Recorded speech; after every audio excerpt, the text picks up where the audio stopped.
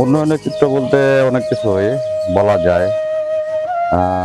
আমাদের উমর আলী মোল্লা সাহেব, যিনি বিগত কয়েক বছর ধরে মারা গেছে, তার উন্নয়নের তিনি চেয়ারম্যান অবস্থা থাকাকালীন এই আশ্রয়ণ প্রকল্পটা তিনি তার হাত দিয়েই সরকারি মাধ্যম দিয়ে করেছেন। হয়তো তিনি না থাকলে এই আশ্রয়ণ প্রকল্পটা আমাদেরও হাতে হইতো না। তার হাত দিয়েই তখনকার সরকারি মাধ্যমে আমাদের এই আশ্রয়ণ প্রকল্পটা হয়েছে, যার চিত্র আমরা এই ভিডিওর মাধ্যমে দেখাচ্ছি।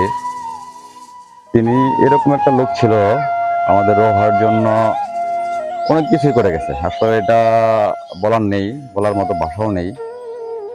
তার উন্নয়ন চিত্রগুলা এটা যারা দেখছে বা জানে শুধু তারাই বলতে পারবে।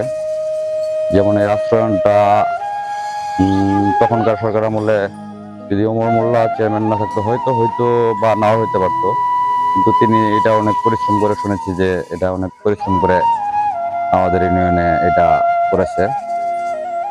তারই উন্নয়নের চিত্র ফলক আমরা দেখতে পাচ্ছি এই আশ্রম প্রকল্প। এখানে তখনকার ওমর মোল্লা যখন চেয়ারম্যান ছিল তখন তিনি নতুন অবস্থায় যে কাজটা নিয়েছিল সেখানে বোধহয় 50 থেকে 55টা ঘর তৈরি হয়েছিল।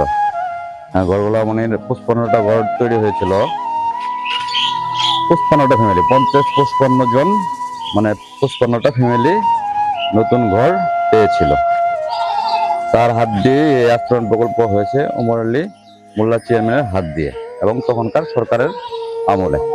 তো আমাদের 13 নং রোহা ইউনিয়নের উন্নয়নের রূপকার ছিল আসলে বলতে গেলে তখনকার যে চেয়ারম্যান ওমর আলী মোল্লা সাহেব।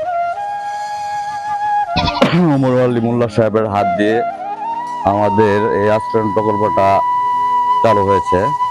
আশ্রয়ণ প্রকল্প আসলেও আরেকটা জিনিস না দেখালে না হয়, মসজিদ আছে, সুন্দর একটা মসজিদ। ওমর মোল্লা থাকাকালীন কাজ করে গেছিল, এখন অনেকটা হয়তো অনেকটা উন্নয়ন হয়েছে। তখন টিনের ছিল দেখছি, এখন বিল্ডিং এ পরিণত হয়েছে। যাক, আশা করি যেন আরো ভালো কিছু হয়। এটা হচ্ছে আশ্রয়ণ প্রকল্পের মসজিদ। যখন ওমর আলী মোল্লা সাহেব চেয়ারম্যান ছিল তার হাত দিয়েই এই আশ্রয়ণ প্রকল্পটা আমাদের 13 নং রোহা ইউনিয়নে হয়েছে।